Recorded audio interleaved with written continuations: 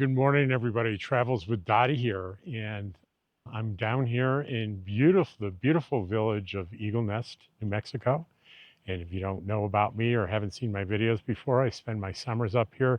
This is in far northern New Mexico, and it's at about 8,300 feet in elevation, and it's surrounded by unbelievably gorgeous mountains, rich history.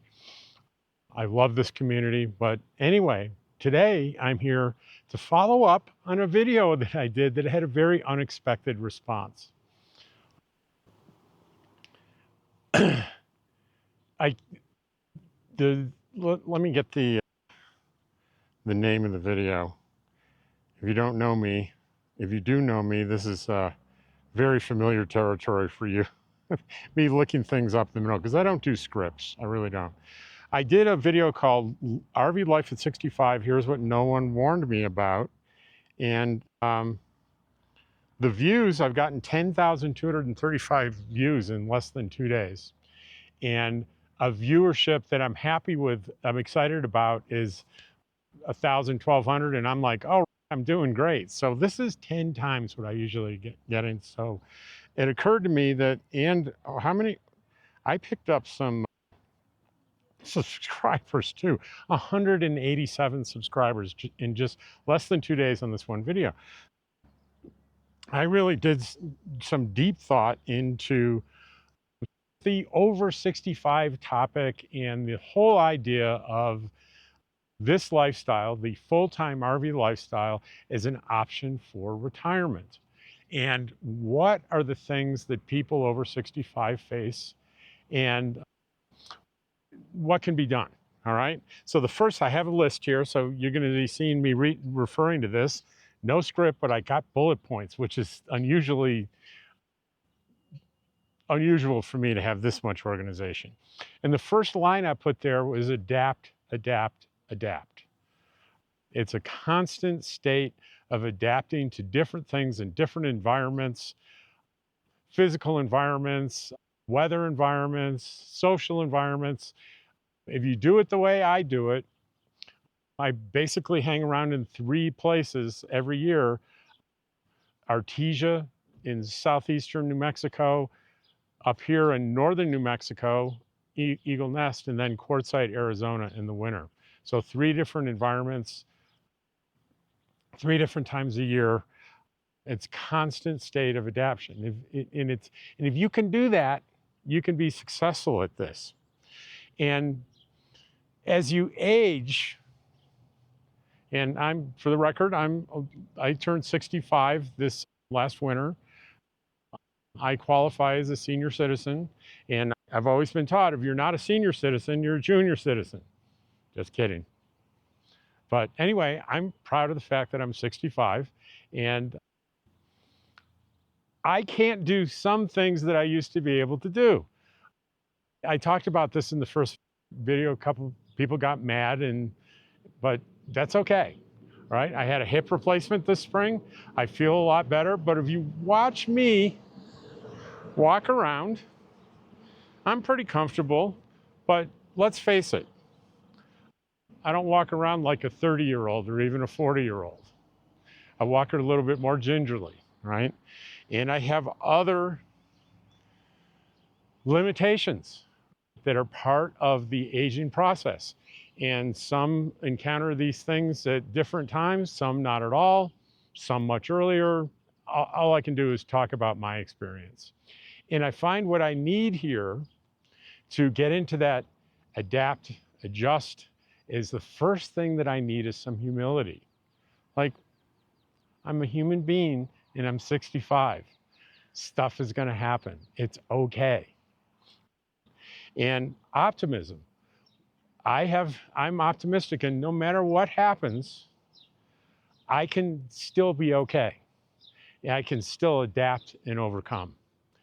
One of the greatest places I learned this was through my nephew. I have a nephew that's blind, and he's a keyboardist with a pretty well-known, you won't know them well, but your grandkids will, the X-Ambassadors. Both, I have 2 nephews in that band, Sam and Casey's blind. He plays the keyboards. He's married. He has 2 boys, and he doesn't let being blind get in the way of him living and enjoying life. And when I've seen that over his lifetime, I'm encouraged and I'm like excited. It can be done. And so I said humility, optimism, that gives me optimism. It gives me like things are going to be okay. And that's optimism, a really core belief that things are going to be okay. And then will, I have to have the will to do these things, right? I have to decide I want to do them, right? Because I can have all the humility and optimism in the world. If I'm not willing to act and make some sacrifices, then it's not going to work. But if I have all three, if I have humility, optimism, and will, it doesn't matter how old I am. Some examples of that is as you're older, over 65, it's a good idea to have access to regular medical care. And I'm not going to speak to under 65 because that's tough. I did it for several years, retired, pre-Medicare, and the best I could do is what they call a catastrophic policy that didn't really pay anything, but it would pay if something catastrophic happened to me. So I was paying out of pocket for my regular medical care. And as a result, because I didn't want to pay the money, I didn't get great regular medical care.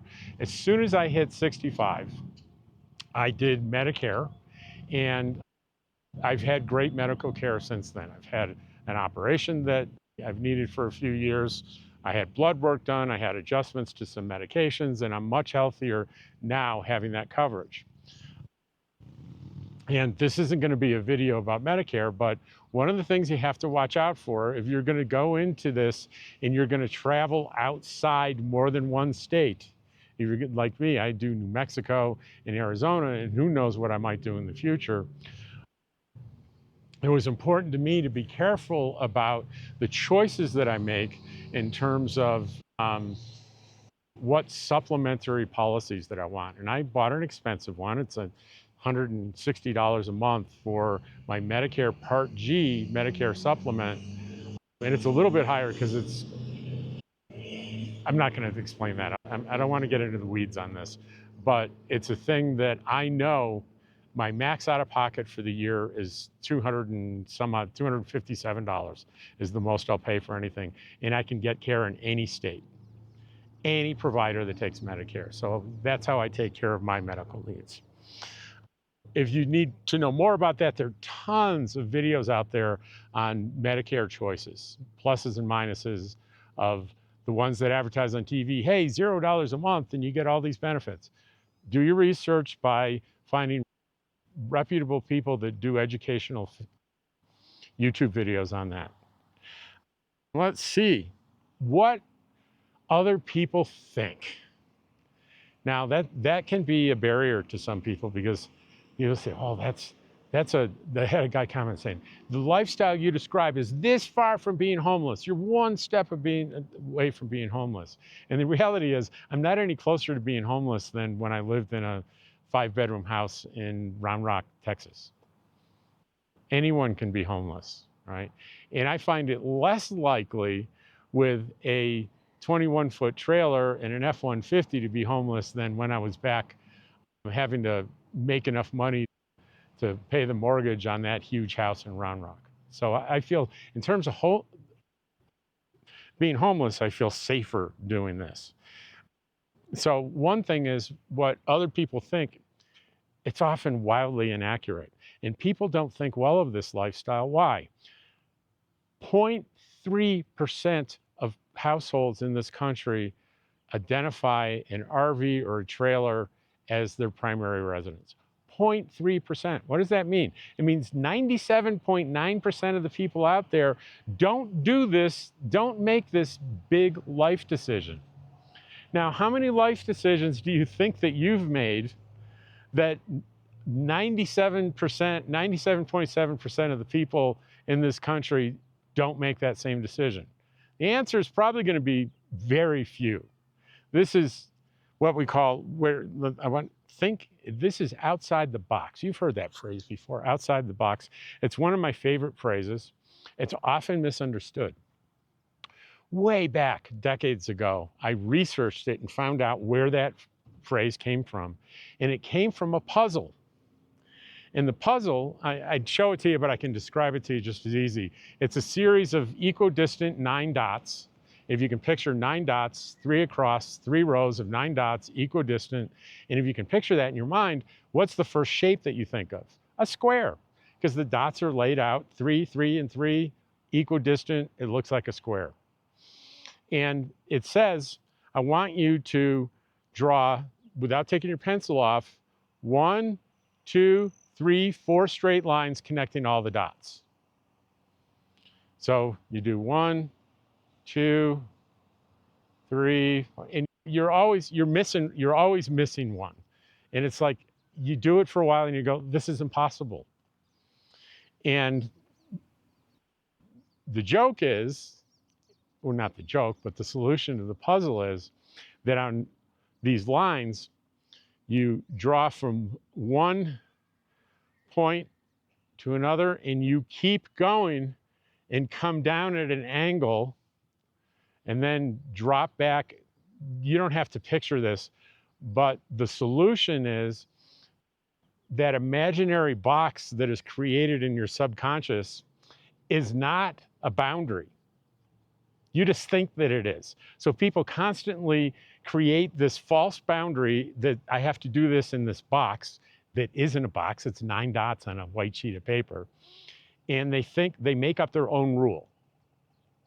And once they're released from that rule, they realize, yeah, I can do 1, 2, 3, 4, covers all of them.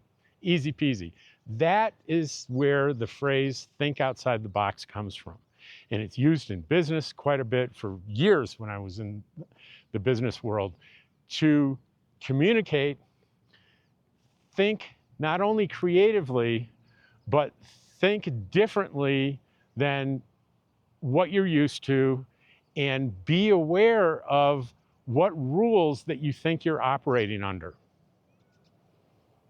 Thinking outside the box. A good example is Blockbuster Video. And you guys are all remember, we used to all run to Blockbuster to get our movies, to watch our movies on our VCRs or our disc players or whatever. And they were booming. A little company called Netflix came along and said, we want to compete with Blockbuster.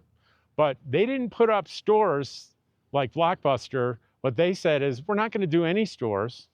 We're going to do it so you can order several films online and we will mail them to you through the postal system.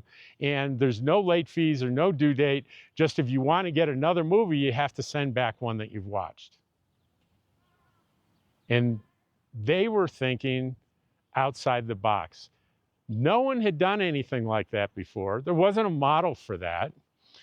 It just suddenly occurred to someone, I don't have to have a store to sell these things. There's another way to do it. And then, of course, they migrated from there to having everything online, and the rest is history. So far, until somebody comes up with an idea outside the Netflix box and they create something brand new. And that's the cycle of things. But in order to be like me, be retired and embrace living in an RV full time, you do have to think outside the box. I have to throw the box away. The box that says, it's risky to do that. You shouldn't do that. You should have a permanent place to live. You don't need to. But there are risks to this whole thing. And I want to tell you about some of them. There are ways to lose a lot of money and time. And both are arguably, as you get older, the time becomes actually more valuable than the money, doesn't it? First thing is, when you choose your home on wheels, choose wisely. Don't choose a money pit. And a money pit a money and time pit easily can be a brand new RV from a reputable dealer that, if you doubt me, check out this YouTube channel called Liz Amazing. And she's turned her channel into, she advocates for people that buy brand new RVs, spend sometimes hundreds of thousands of dollars, and they're absolute lemons, and it's ridiculous. And she advocates for them by posting videos and helping to intervene with the sales organizations and the manufacturers to get justice done. But there are lots of people out there that they buy something new, it falls apart, they can't get it fixed. They're either waiting for months or they're going through several times and they're into the shop and the things aren't really getting resolved and new things come up and they get to a breaking point where you can't do this anymore. And they sell the RV at a huge loss and run away and never come back. So don't do that. If you're gonna I recommend always buying a used one. But if you're gonna buy a new one, and it's a lot of money, hire a certified RV inspector. And they cost $1,000 or more, but it's worth it. You have someone independent that goes through every single part of the RV. And believe me, if these people on Liz Amazing had hired one of these guys, they never would have bought those rigs. Because I haven't found, in all the ones that I've watched that she's done, none of them were not, they were all discoverable on day one with the right eyes and the right testing. Don't get ripped off. Getting ripped off online. Here's the thing. There are a lot of people that I know that don't do a lot of their business online when they live in a permanent home. They're used to walking into their bank branch, getting their loans for that bank branch or a credit union, and things are pretty simple. When you're on the road, you're going to be doing your finance stuff on one of these things or a computer or both. And you become susceptible to online fraud. And there's hour-long videos on this topic, but I'm going to give you two simple, really it's one simple thing. Whether it's a text message or, it is two things, a text message or an email that says there's some kind of problem or alert on your bank account or your credit card, click here to resolve it. Don't ever click there, okay? If I get, from Bank of America, if I get a fraud alert and I just go to the number that I know is Citibank and I call them and I say, I got this message, is it real? And they'll either tell me, no, we didn't send that, or here's what's going on, right? Same thing with my Citibank credit card. I'll get an alert, I'll call Citibank directly. So I know who I'm talking to. I got a very sneaky one today. And we're very susceptible to this example because we're constantly trying to get our packages and things on the road. So we're constantly changing our address to places where we can get our Amazon stuff, because we love our Amazon stuff, right? And a lot of it is when we need to repair stuff. We need to order stuff from Amazon to repair things. So here's the text that I got this morning. And I've got a few important things on the way through UPS. So it was like, it shook me up a little bit. Oh, they tried to deliver it and there was no signature. I have something actually pretty valuable coming in the next couple of days, and I was worried about that. And do you see right there, there's the HTTP, the link to go to, and it looks legit because you look at the beginning of it, it says www.ups.com. That's legitimate, that's UPS's website. However, that string right there, because it comes before the little @ sign, that's not the web address. That is the name that that is the name of the place. And the actual website is to the right. Hang on, let me pull it up here.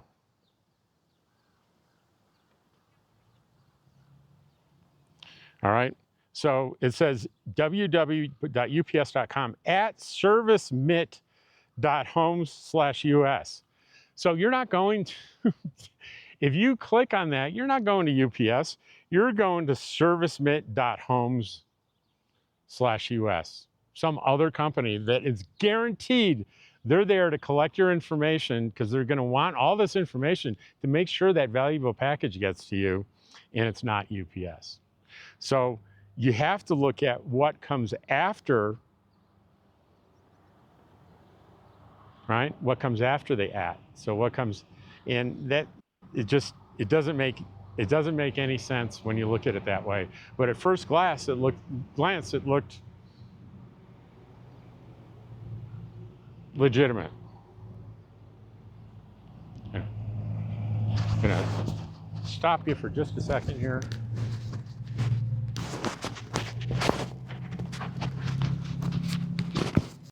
So I'm back. What I wanted to do was, what I should have done before the video, is I went and typed that address that they put in there with the ups.com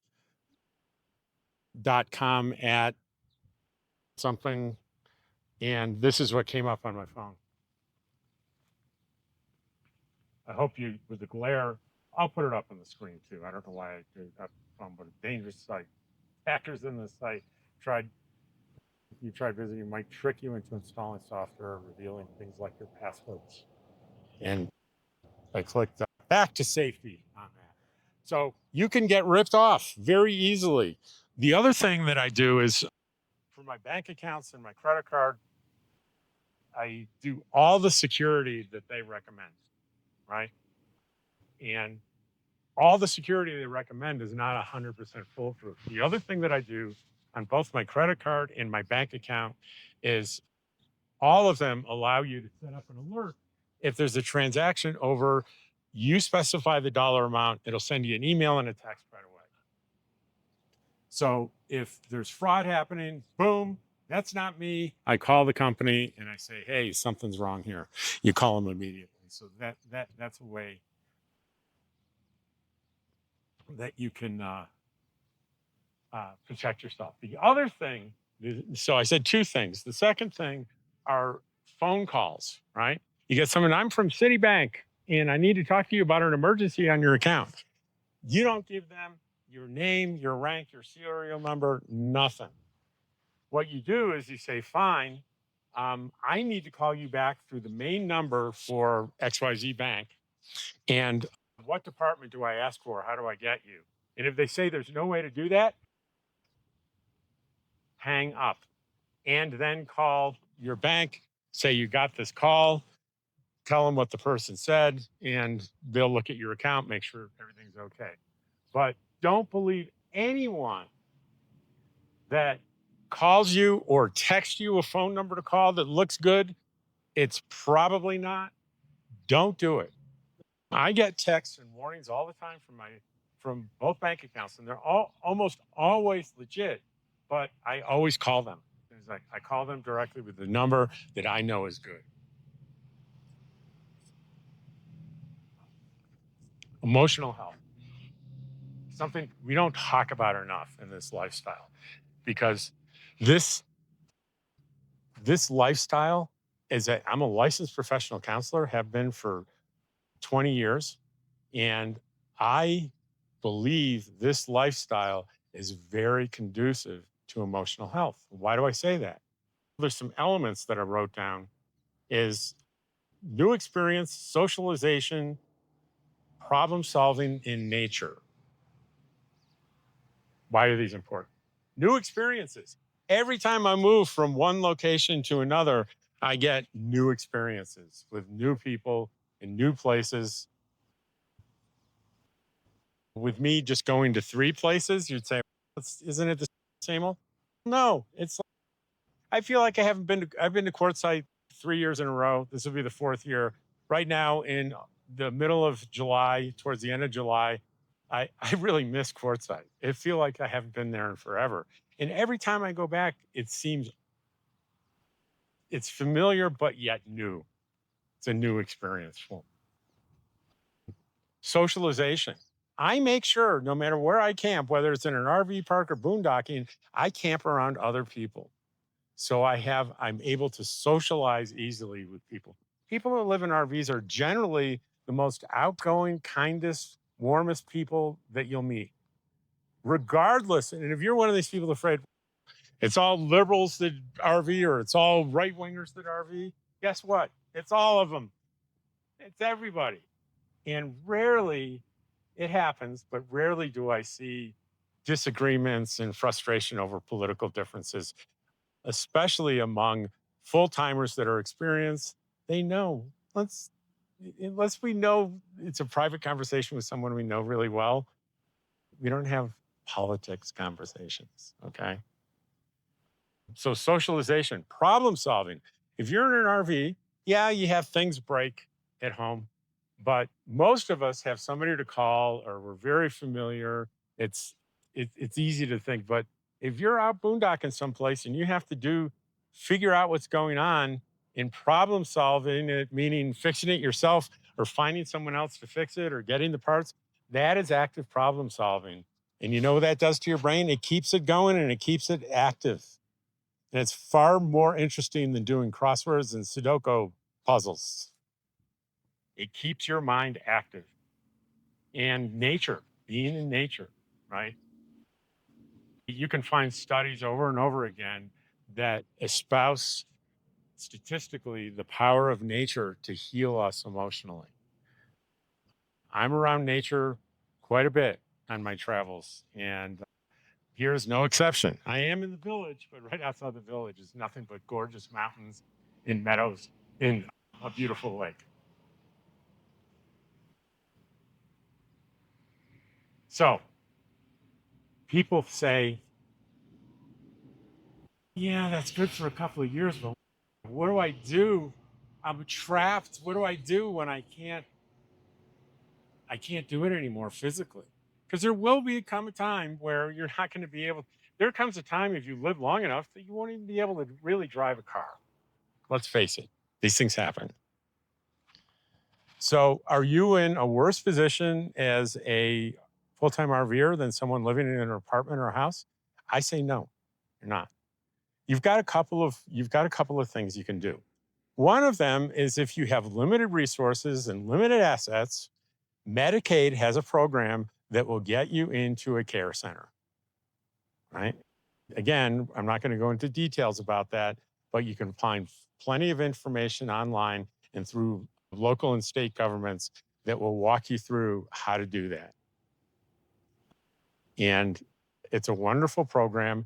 And it's not true. I spent a lot of time in my training going to nursing homes in many Medicaid, most people on Medicaid, low income people, and they're not the terrible places that you hear about. They all get audited. There some in the country? Yes, but most of them that I've seen have been, I could be okay here. I could be okay here. But you could stay in your RV if you have a little bit of extra funding. There's a program that I've always been excited about. It's part of, if you've heard of the Escapees program, they have a thing called CARE, the CARE program. And it's independent living residency program in an RV. It's in Texas, outside Houston. I'm going to read the advantages from their website, and I'll put the website in the description. Okay, residency services cost $1,260 a month, and for a single person, and for a couple, it's $1,890. There's also available a licensed respite program for $45 a day, which gets care for like Alzheimer's patients, people that need help with hygiene, blood pressure, general health, assisting with even medications that are injectable, bathing and personal grooming, assist with eating up to 3 meals included, assist with toileting, toilet hygiene, and with walking exercises. And whatever supplement you have, or I would check into whether this might be covered by your insurance. I'm really not sure about that. But it's available to you if you want to stay in your RV a little bit longer. And so the one word that you really need that exemplifies what you need to jump into this is courage. And I won't use the traditional definition of courage. I'll use the one that I've heard so often in books and TV and movies. That's the ability and willingness to act despite being scared to death. That's courage. Was I scared the first time? Retired, left my job, and headed my little trailer and my truck west from Virginia? Heck yes, I was scared. But I had courage because I drove out. But the first place I went was, I'm going to lose my camera again here. The wind is coming up, and I bought a tripod. I brought a tripod, but not the attachment to attach it. So it's just barely sitting up there. I was going to Pahrump, Nevada from Northern Virginia. I was scared to death, but I did it anyway. And I'm so glad I did it. Just with like the last videos, jump in there. If you have extra things to say, more advice, want to go into more detail about some of the things that I've talked about. And probably most importantly, if you have personal experience, please share it with us. Tell us what it's been like for you. And I hope you like this video. We'll see if it does half or a quarter or a tenth. Even if it does a tenth as well as that first video, I'll be happy. Take care, and we'll see you all on the next video.